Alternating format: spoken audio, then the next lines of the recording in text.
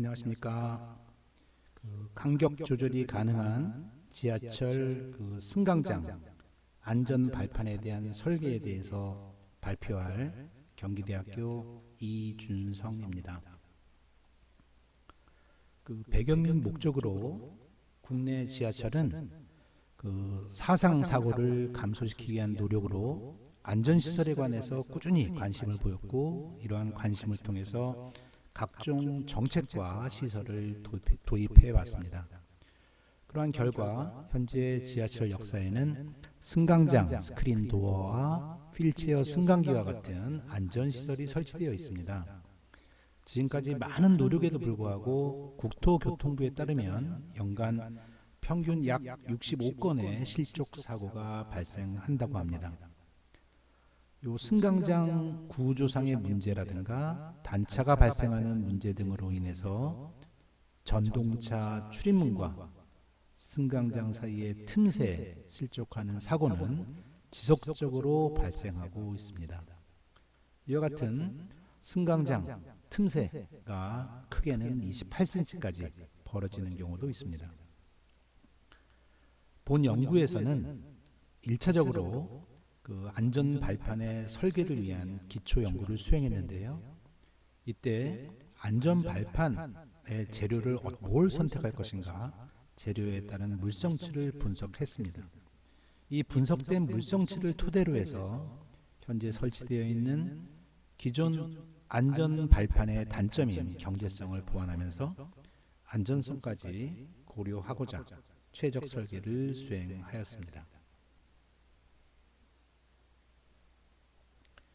지하철 발빠짐 사고의 이제 심각성을 더 강조하기 위해서 나타낸 것으로요. 실제 승강장과 열차 간격 기준 위반이 국내 약 80%가 됐고요. 치료비 지급 건수 기준으로만 보면 최근 2년간 발빠짐 사고 건수는 약 340건, 또 승강장과 열차 최대 간격은 28cm까지 벌어진 역사도 있었습니다. 이거 하나의 예로서 이와 같이 안전 발판이 손상을 입은 부분과 전동차가 스크래치 난 부분, 하나의 예를 나타내는 것인데요. 여기서 보면 알 수 있듯이 국내 관련 부서에서는 2019년도에 경영 실적 보고서에는 이 자동 안전 발판에 대해서 재설치를 강구해야 할 필요가 있다는 보고서 내용이 있었고요. 그 다음해인 20년에 서울시 감사에서는 매년 이러한 지적되더라도 개선의 여지가 없어서 21년 4분기에 자문을 의뢰하겠다, 그렇게 발표한 게 있습니다.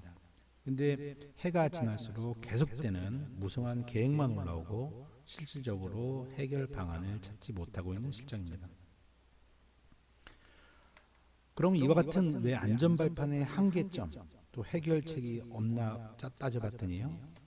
요 서울교통공사의 이제 무리한 사업 추진도 있었고, 각종 역사에 대한 현장 상황이 있는데도 불구하고 현장에 대한 고려가 없이 추진 계획을 계속해서 수정하고, 한 개의 역사 기준으로 보면 약 3억에서 4억에 대한 막대한 예산이 들어가서 쉽게 접근을 못하는 문제가 있었고요.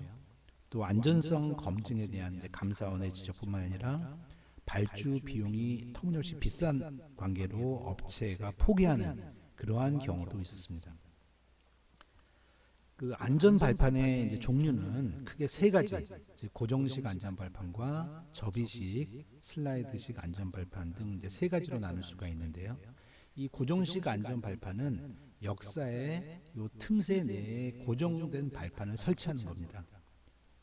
이와 같은 고정식 안전 발판은 이제 지하철과의 충돌 방지 기능이 없어요. 그래서 앞에서 보였던 스크래치 나는 경우도 있었고요.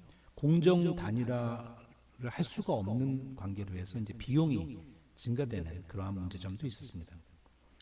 요 접이식 안전 발판의 경우는 지하철과 연계된 신호로 요 상하 운동을 하는 방식으로 구동되는 발판입니다. 지하철이 도착하게 되면 센서가 지하철의 높이를 계산해서 이에 해당하는 신호를 출력하는 거죠. 이때 출력된 신호를 통해서 이와 같이 접혀 있던 발판이 회전하면서 올라오는 것이 접이식 안전 발판인데, 요 설치할 때 지하철이 승강장으로 진입하는 위험도 있을 수가 있고요. 승강장별로 이제 다른 간격 조절이 불가하다라는 그러한 문제점도 있습니다. 요 슬라이드식 안전 발판은 승강장 연단부 내부에 설치돼서 요 같은 구동 모터와 기어를 통해서 개폐식 안전 발판이 밀려 나와서 지하철과 승강장 사이에 벌어진 간격을 채워주는 안전 발판입니다. 이 슬라이드식 안전 발판은 승강장 내부 설치로 인해서 이제 비용이 증가할 수가 있고요. 또 지하철과 단차가 발생 가능하다는 그러한 문제점이 있습니다. 본 연구에서는 이와 같은 그 세 가지 기존 안전 발판의 한계점을 지적해서 새로운 간격 조절이 가능한 안전 발판을 설계하기 위한 기본 연구를 수행했습니다. 우선적으로 인장 실험을 통해서 적절한 강도를 보유한 재료가 필요하다. 또 셈 장비 XRD를 활용해서 우수한 내식성이 필요한 재료가 필요하다. 그래서 요 인장 시험, 우선적으로 인장 시험을 통해서 스트레스 스트레인 커브하고 항복 응력 데이터를 분석하기 위해서 요 스테인리스 스틸 304L, 316L 그 630 재료 세 종류하고 특수강인 마넬 400과 헬스트로이 C 등과 같은 5가지 재료에 대해서 각 재료별 5번씩 인장 실험을 수행했습니다. 또 인장 그냥 하나의 예로서 요 STS304L에 대한 스트레스 스트레인 커브를 나타낸 거고요. 요 그림은 STS630 재료에 대한 그 스트레스 스트레인 커브를 나타낸 것입니다. 5가지에 대해서 실험을 해봤는데 요 특수강은 물론 가공하기 어렵다는 단점이 있지만 시험에서 나타난 결과는 STS630 재료가 인장 강도와 항복 능력 1014 메가파스칼 이라는 값을 나타내서 가장 큰 값을 보였습니다. 이와 같은 인장 시험을 마친 후에 재료별 EDS 분석을 수행해서 이제 성분 분석을 수행했는데요. SRD 장비를 사용해서 해당 재질의 이제 조직 검사를 수행해서 각 재질의 이제 내식성을 평가하기 위한 게 목적입니다. 교내 그 XRD 장비가 설치되어 있는 내부 시설을 나타내는 것으로 재질들의 표면에 분포하는 원소들의 분포 비율을 확인할 수 있고 해당 재질들의 내식성 평가를 수행할 수 있습니다. 요 철계 금속은 일반적으로 크롬과 니켈 함량에 따라서 내식성이 강해지는 경향이 있는데 일반적으로 크롬의 비율이 12% 이상일 때 내식성이 강해집니다. 또한 탄소의 함유량이 낮을수록 내식성 향상에 유리하죠. 그 하나의 예로 STS630 재료와 요 특수강 마늘 400에 대한 그 XRD 장비를 활용해서 조직 검사를 수행한 성분 분석의 예를 나타낸 겁니다. 5가지 종류 그 재질에 따라서 내식성의 가장 큰 비중을 차지하는 이제 크롬의 비율만 체크해서 5가지 재료 중에서 STS316L, STS630 두 재질이 가장 뛰어남을 알 수가 있었습니다. 그 안전 발판에 대한 이제 설계를 하기 위해서 우리가 지금 고려한 게 3가지 아이디어를 내서 유압식과 간격 조절 안전 발판, 사이드 스텝 요 3가지를 고려를 각각 해봤는데요. 물론 이제 경제성, 안전성, 창의성, 범용성 측면에서 4가지 항목에 대해서 비교 분석을 통했습니다. 그래서 각각의 경제성 35%, 안전성 35%, 범용성 20%, 창의성 10% 항목 배점을 주어서 가장 종합해 본 결과 본 연구에서 선택하게 된 간격 자동 조절이 가능한 안전발판으로 하자라고 정한 배경이 있습니다. 그 간격 조절 안전발판의 이제 작동 원리를 나타낸 건데요. 다음 슬라이드에서 좀 더 자세히 말씀드리면 일반적으로 맨 위에 1단 발판이 있는데 이 1단 발판은 항상 동일하게 펴져 있는 상태를 나타내고요. 그 밑에 2단 발판은 지지대의 각도에 따라서 길이가 조절되는 발판을 나타냅니다. 그 동일한 그림에서 이 왼쪽에 있는 이 충돌 방지판은 충돌 시 승강장으로 들어오는 전동차와 충돌 방지하기 위해서 지지대와 동일한 각도로 접힐 수가 있고요. 요 하중 지지대 마찬가지입니다. 지지대들이 동일한 각도로 접힐 수 있게 하고, 요 연결 봉의 의미는 충돌 요 방지판이 움직임에 따라서 하중 지지대의 각도가 조절되는 역할을 하고요.